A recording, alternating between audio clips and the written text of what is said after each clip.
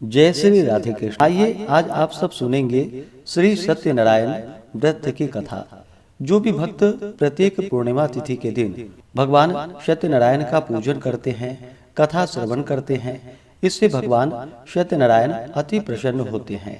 कली काल में भगवान सत्यनारायण का पूजन, जो कि बड़ा ही पुण्य फलदायी माना गया है, यह सभी प्रकार के पाप और ताप को नष्ट करने वाला है तथा इस दिन व्रत को धारण करके भगवान का पूजन करके कथा सुनते हैं। इससे भगवान सत्यनारायण अपने भक्तों के सभी प्रकार के दुख और कष्टों को दूर कर देते हैं तथा सुख और समृद्धि का आशीर्वाद प्रदान करते हैं। तो आइए सुनते हैं श्री सत्यनारायण व्रत की कथा। अगर आप सत्यनारायण व्रत कथा के उपलक्ष्य में ब्राह्मण दक्षिणा, अन्नदान, वस्त्रदान आदि के लिए देना चाहते हो तो आप अपने श्रद्धा और सामर्थ्य के अनुसार हमें डिस्क्रिप्शन में जाकर के वहां से गूगल पे, फोन पे या अकाउंट नंबर के माध्यम से आप अपने श्रद्धा और सामर्थ्य के अनुसार हमें ब्राह्मण दक्षिणा प्रदान कर सकते हैं। तो आइए सुनते हैं श्री सत्यनारायण व्रत की कथा।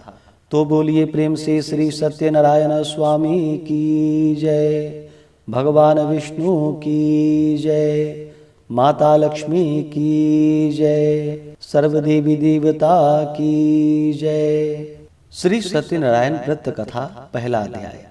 एक समय की बात है, एक बार नैमिषारण्य तीर्थ में सौनकादि 88,000 ऋषियों ने श्री सूत जी से पूछा कि हे प्रभु, इस कलयुग में वेद विद्या रहित मनुष्यों को भक्ति किस प्रकार से मिल सकती है तथा उनका उद्धार कैसे होगा।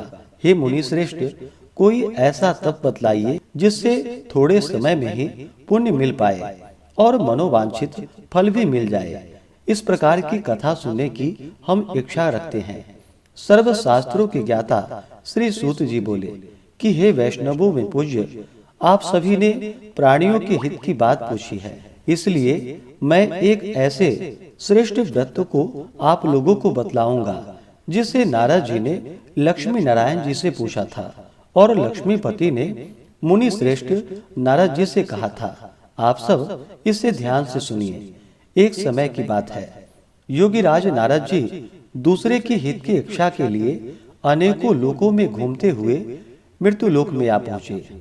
वहां उन्होंने अनेक योनियों में जन्मे प्रायः सभी मनुष्यों को अपने कर्मों द्वारा अनेकों दुखों से पीड़ित देखा। उनका दुख देखकर नारद जी सोचने लगे कि कैसा यत्न किया जाए जिसके करने से निश्चित रूप से मानव के दुखों का अंत हो जाए।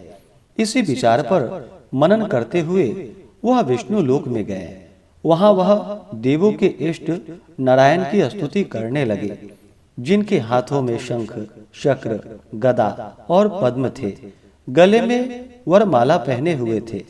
उनकी स्तुति करते हुए नारद जी बोले कि हे भगवान, आप अत्यंत शक्ति से संपन्न हैं तथा वाणी भी आपको नहीं पा सकती। आपका आदि, मध्य तथा अंत नहीं है। निर्गुण स्वरूप सृष्टि के कारण भक्तों के दुखों को दूर करने वाले हैं। आपको नमस्कार है। नारद जी की स्तुति सुनकर विष्णु भगवान बोले कि हे मुनि श्रेष्ठ, आपके मन में क्या बात है? आप किस काम के लिए पधारे हैं, उसे निसंकोच होकर कहिए। इस पर नारद मुनि बोले कि मृत्यु लोक में अनेक योनियों में जन्मे मनुष्य अपने कर्मों के द्वारा अनेकों दुख से दुखी हो रहे हैं।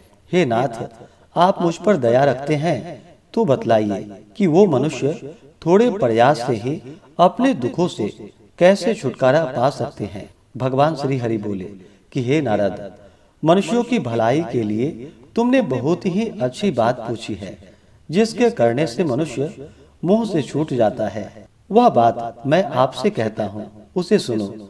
स्वर्ग लोक व मृत्यु लोक में दोनों में एक दुर्लभ उत्तम व्रत है जो पुण्य देने वाला है। आज प्रेमवश होकर मैं उसे आपसे कहता हूँ। श्री सत्यनारायण भगवान का यह व्रत अच्छी तरह विधान पूर्वक करके मनुष्य तुरंत ही यहाँ सुख भोग कर मरने पर मोक्ष को प्राप्त होता है। श्री हरि के वचन को सुनकर नारद जी बोले कि उस व्रत का फल क्या है और उसका क्या विधान है? यह व्रत किसने किया था? इस व्रत को किस दिन करना चाहिए? सभी कुछ विस्तार से बतलाइए। नारद जी की बात सुनकर भगवान श्री हरि बोले, दुख व शोक को दूर करने वाला यह सभी स्थानों पर विजय दिलाने वाला है। मानवों को भक्ति व श्रद्धा के साथ शाम के समय श्री सत्यनारायण की पूजा धर्म पारायण होकर ब्राह्मणों व बंधुओं के साथ करनी चाहिए। भक्ति भाव से ही नैवेद्य, केले का फल, घी, दूध और गेहूं का आटा सवाया ले। गेहूं के स्थान पर साठी का आटा लेकर शक्कर तथा गुड़ लेकर के वह सभी भक्ष्य योग्य पदार्थों को मिलाकर भगवान को भोग लगाए। ब्राह्मणों सहित बंधु बांधवों को भी भोजन कराए। उसके बाद स्वयं भोजन करे। भजन कीर्तन के साथ भगवान की भक्ति में लीन हो जाए। इस तरह से सत्यनारायण भगवान का यह व्रत करने पर मनुष्य की सारी इच्छाएं निश्चित रूप से पूरी होती है। इस कली काल अर्थात कलयुग में मृत्यु लोक में मोक्ष का यही एक सरल उपाय बताया गया है। इस प्रकार से श्री सत्यनारायण व्रत कथा में पहले अध्याय की कथा पूर्ण हुई। तो बोलिए प्रेम से श्री सत्यनारायण स्वामी की जय। दूसरे अध्याय की कथा। श्री सूत जी बोले कि हे ऋषियों, जिसने पहले समय में इस व्रत को किया था उसका इतिहास कहता हूँ, ध्यान से सुनो। सुंदर काशीपुरी नगरी में एक अत्यंत निर्धन ब्राह्मण रहता था। भूख प्यास से परेशान वह धरती पर घूमता रहता था। ब्राह्मणों से प्रेम करने वाले भगवान ने एक दिन ब्राह्मण का वेश धारण कर उसके पास जाकर पूछा कि हे विप्र, नित्य दुखी होकर तुम पृथ्वी पर क्यों घूमते हो? दीन ब्राह्मण बोला, मैं निर्धन हूँ, मैं भिक्षा के लिए धरती पर घूमता हूँ। हे भगवान, यदि आप इसका कोई उपाय जानते हो तो बतलाइए। वृद्ध ब्राह्मण कहते हैं कि सत्यनारायण भगवान मनोवांछित फल देने वाले हैं, इसलिए तुम उनका पूजन करो। इसे करने से मनुष्य सभी दुखों से मुक्त हो जाता है।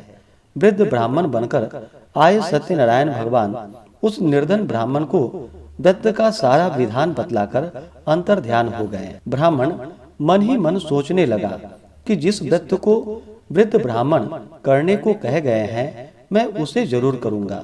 यह निश्चय करने के बाद उसे रात में नींद नहीं आई। वह सवेरे उठकर सत्यनारायण भगवान के व्रत का निश्चय कर भिक्षा मांगने के लिए चला गया। उस दिन निर्धन ब्राह्मण को भिक्षा में बहुत सा धन प्राप्त हुआ, जिससे उसने बंधु बांधवों को साथ लेकर के श्री सत्यनारायण भगवान का व्रत संपन्न किया। भगवान सत्यनारायण का व्रत संपन्न करने के बाद वह निर्धन ब्राह्मण सभी दुखों से छूट गए और अनेक प्रकार की संपत्तियों से युक्त हो गया। उसी समय से वह ब्राह्मण हर माह इस व्रत को करने लगा। इस तरह से सत्यनारायण भगवान के व्रत को जो मनुष्य करेगा वह सभी प्रकार के पापों से छूटकर मोक्ष को प्राप्त होगा। जो मनुष्य इस व्रत को करेगा वह सभी दुखों से मुक्त हो जाएगा। श्री सूत जी बोले, इस तरह से नारद जी से नारायण जी का कहा हुआ श्री सत्यनारायण व्रत को मैंने तुमसे कहा है। हे विप्रो, मैं अब और क्या कहूँ? ऋषि बोले कि हे मुनिवर, संसार में उस विप्र से सुनकर और किस किस ने इस व्रत को किया, हम सब इस बात को सुनना चाहते हैं। इसके लिए हमारे मन में श्रद्धा का भाव है। श्री सूत जी बोले कि हे मुनियों, जिसने इस व्रत को किया है वह सब सुनो।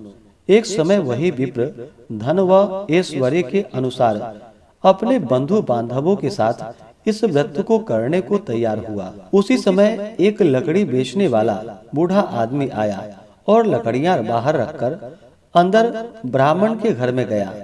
प्यास से दुखी वह लकड़हारा उसको व्रत करते हुए देखकर विप्र को नमस्कार कर पूछने लगा कि आप यह क्या कर रहे हैं तथा इसे करने से क्या फल मिलेगा, कृपा करके मुझे बतलाइए। ब्राह्मण ने कहा कि सब मनोकामनाओं को पूरा करने वाला यह सत्यनारायण भगवान का व्रत है। इनकी कृपा से ही मेरे घर में धन धान्य आदि की वृद्धि हुई है। विप्र से सत्यनारायण व्रत के बारे में जानकर लकड़हारा बहुत प्रसन्न हुआ और चरणामृत लेकर के वह प्रसाद खाने के बाद वह अपने घर गया। लकड़हारे ने अपने मन में संकल्प किया कि आज लकड़ी बेचने से जो धन मिलेगा उसी से श्री सत्यनारायण भगवान का उत्तम मैं व्रत करूंगा। मन में इस प्रकार विचार करते हुए वह आदमी सिर पर लकड़ियां रखकर उस नगर में बेचने गया जहाँ पर धनी लोग रहते थे। उस नगर में उसे अपनी लकड़ियों का दाम पहले से 4 गुना अधिक प्राप्त हुआ। बूढ़ा लकड़हारा प्रसन्नता के साथ दाम लेकर के केले, शक्कर, घी, दूध, दही और गेहूं का आटा ले और सत्यनारायण भगवान के व्रत की अन्य सामग्रियां लेकर के अपने घर गया। वहां उसने अपने बंधु बांधवों को बुलाकर विधि विधान से सत्यनारायण भगवान का पूजन और व्रत किया। इस व्रत के प्रभाव से वह बूढ़ा लकड़हारा धन, पुत्र आदि से युक्त होकर संसार के समस्त सुख भोग अंतकाल में वैकुंठ धाम को चला गया। इस प्रकार से श्री सत्यनारायण व्रत कथा में दूसरे अध्याय की कथा पूर्ण हुई। तो बोलिए प्रेम से श्री सत्यनारायण स्वामी की जय। अब आइए सुनते हैं तीसरे अध्याय की कथा। श्री सूत जी बोले कि हे श्रेष्ठ मुनियों, अब आगे की कथा कहता हूँ। पहले समय में उल्का मुख नाम का एक बुद्धिमान राजा था। वह सत्य वक्ता और जितेंद्रिय था। प्रतिदिन दिव्य स्थानों पर जाता और निर्धनों को धन देकर उनके कष्ट दूर करता था। उसकी पत्नी कमल के समान मुख वाली तथा सती साध्वी थी। भद्रशिला नदी के तट पर उन दोनों ने श्री सत्यनारायण भगवान का व्रत किया। उसी समय साधु नाम का एक वैश्य आया।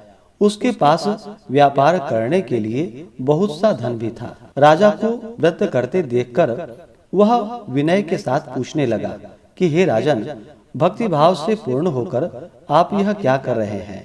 मैं सुनने की इच्छा रखता हूँ, तो आप मुझे बतलाइए। राजा बोला कि हे साधु, अपने बंधु बांधवों के साथ पुत्रादि की प्राप्ति के लिए एक महाशक्तिमान श्री सत्यनारायण भगवान का व्रत व पूजन कर रहा हूँ। राजा के वचन सुनकर साधु आदर से बोला कि हे राजन, मुझे इस व्रत का सारा विधान कहिए। आपके कथानुसार मैं भी इस व्रत को करूँगा। मेरी भी संतान नहीं है और इस व्रत को करने से निश्चित रूप से मुझे संतान की प्राप्ति होगी। राजा से व्रत का सारा विधान सुनकर व्यापार से निवृत्त हो वह अपने घर को चला गया। साधु वैश्य ने अपनी पत्नी को संतान देने वाले इस व्रत का वर्णन कह सुनाया और कहा कि जब मेरी संतान होगी तब मैं इस व्रत को करूंगा। साधु ने इस तरह के वचन अपनी पत्नी लीलावती से कहे। एक दिन लीलावती पति के साथ आनंदित हो सांसारिक धर्म में प्रवृत्त होकर सत्यनारायण भगवान की कृपा से गर्भवती हो गई। 10वें महीने में उसके गर्भ से एक सुंदर कन्या ने जन्म लिया। दिनों दिन वह ऐसे बढ़ने लगी जैसे कि शुक्ल पक्ष की चंद्रमा बढ़ता है। माता पिता ने अपनी कन्या का नाम कलावती रखा। एक दिन लीलावती ने मीठे शब्दों में अपने पति को याद दिलाया कि आपने सत्यनारायण भगवान के जिस व्रत को करने का संकल्प लिया था उसे करने का समय आ गया है। आप इस व्रत को करिए। साधु बोला कि हे प्रिय, इस व्रत को मैं उसके विवाह पर करूंगा।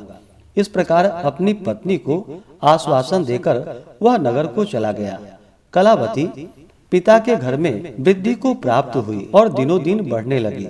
साधु ने एक बार नगर में अपनी कन्या को सखियों के साथ देखा तो तुरंत ही दूत को बुलाया और कहा कि मेरी कन्या के योग्य वर देख करके आओ।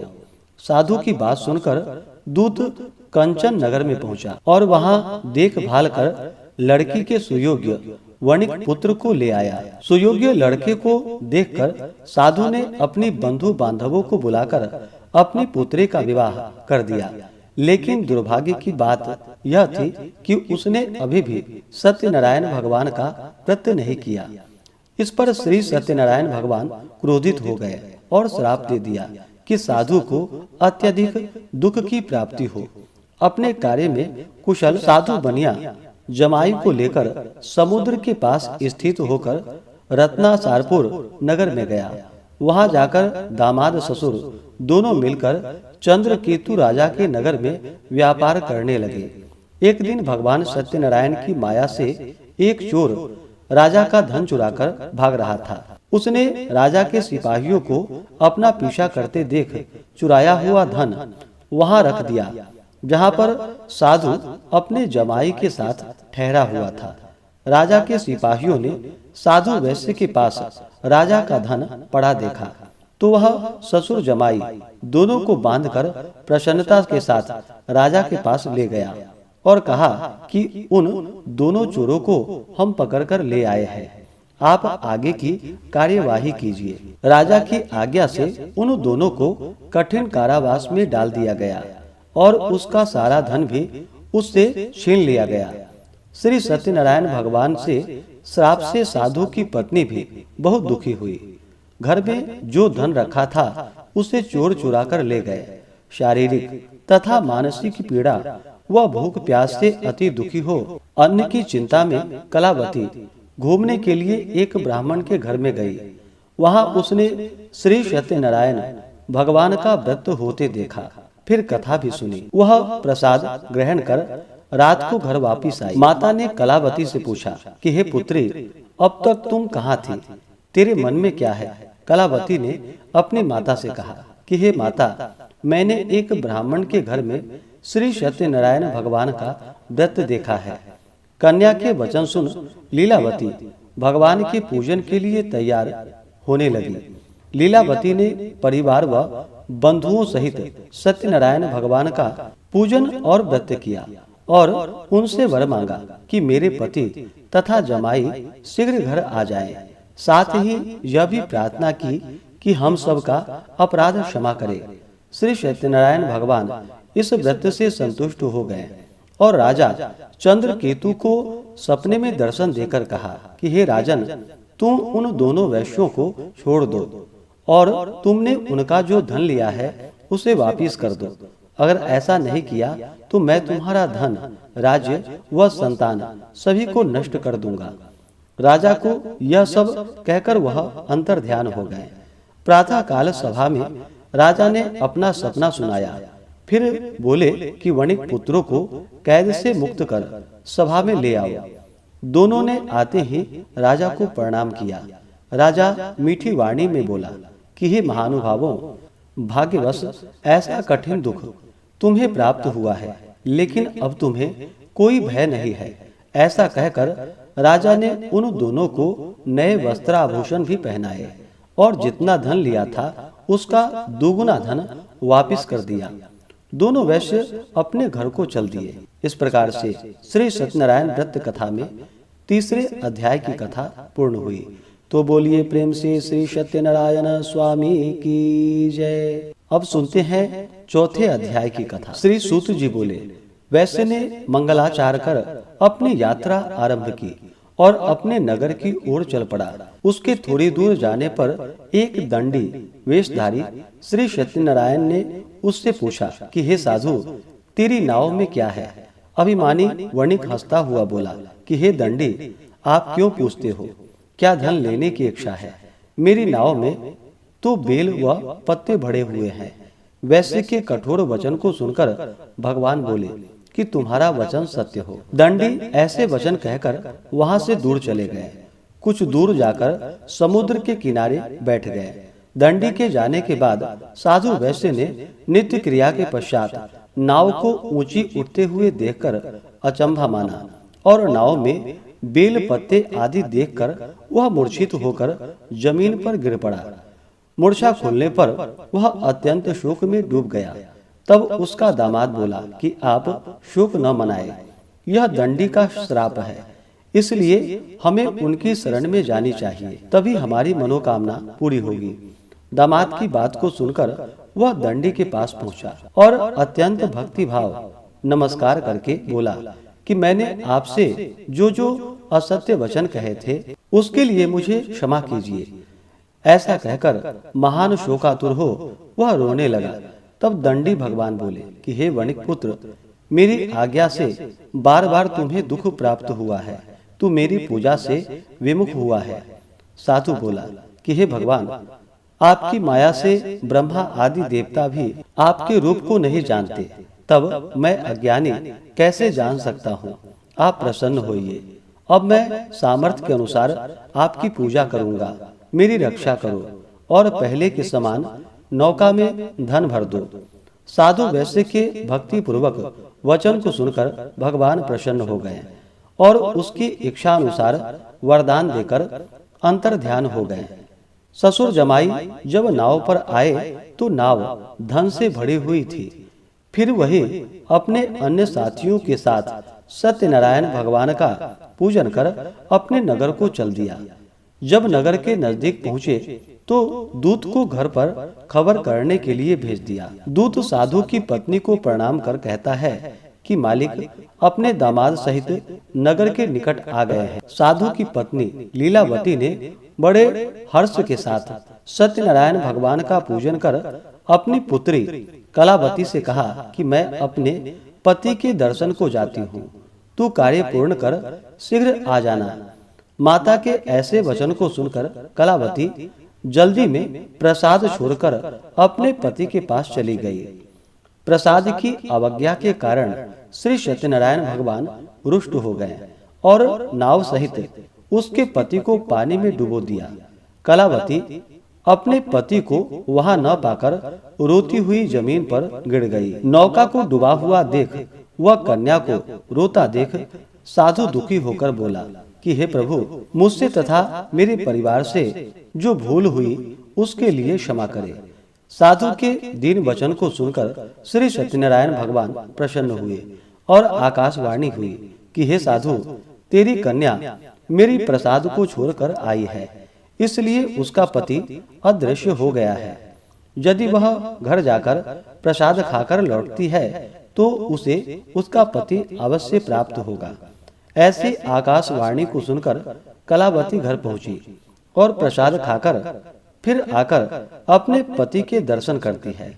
इसके बाद साधु अपने बंधु बांधवों सहित श्री सत्यनारायण भगवान का विधि विधान से पूजन करता है। इस लोक का सुख भोग वह अंत में स्वर्ग को प्राप्त होता है। इस प्रकार से श्री सत्यनारायण व्रत कथा में चौथे अध्याय की कथा पूर्ण हुई। तो बोलिए प्रेम से श्री सत्यनारायण स्वामी की जय। अब सुनते हैं पांचवें अध्याय की कथा। श्री सूत जी बोले कि हे ऋषियों, मैं और भी एक कथा सुनाता हूँ, उसे भी ध्यान पूर्वक सुनो। प्रजा पालन में लीन तुंगध्वज नाम का एक राजा था।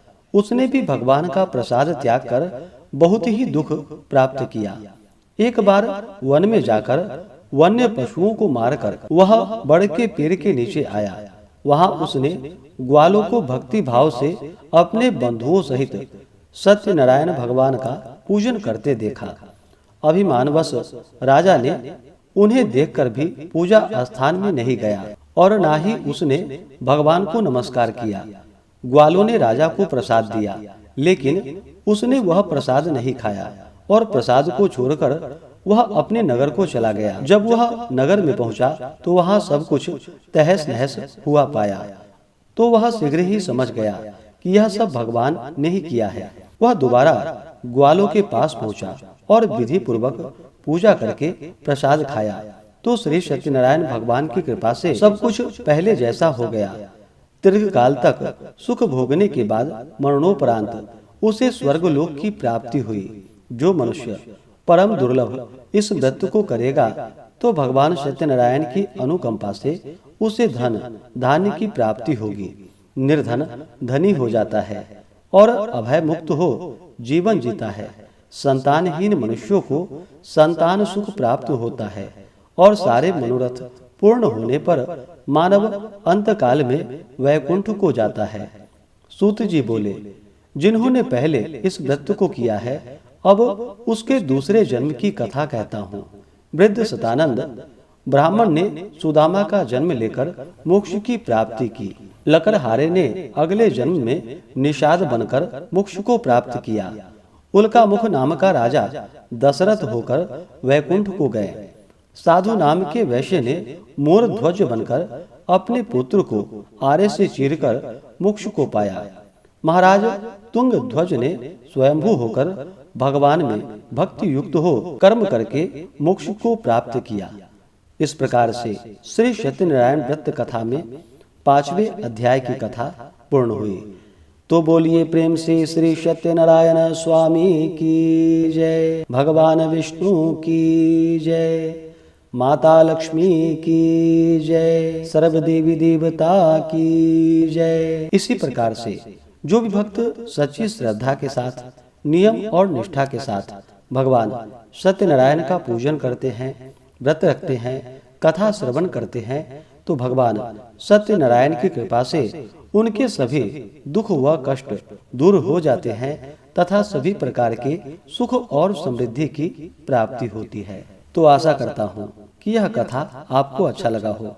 इसी प्रकार से ज्ञानवर्धक जानकारियाँ प्राप्त करते रहने के लिए, व्रत पूजा के बारे में जानने के लिए, कथा को सुनने के लिए चैनल पे अगर आप पहली बार आए हैं तो चैनल को लाल बटन दबा करके सब्सक्राइब करें, साथ में बेल आइकन घंटी को दबाएं ताकि आने वाली वीडियो का नोटिफिकेशन आपको समय से मिलता रहे।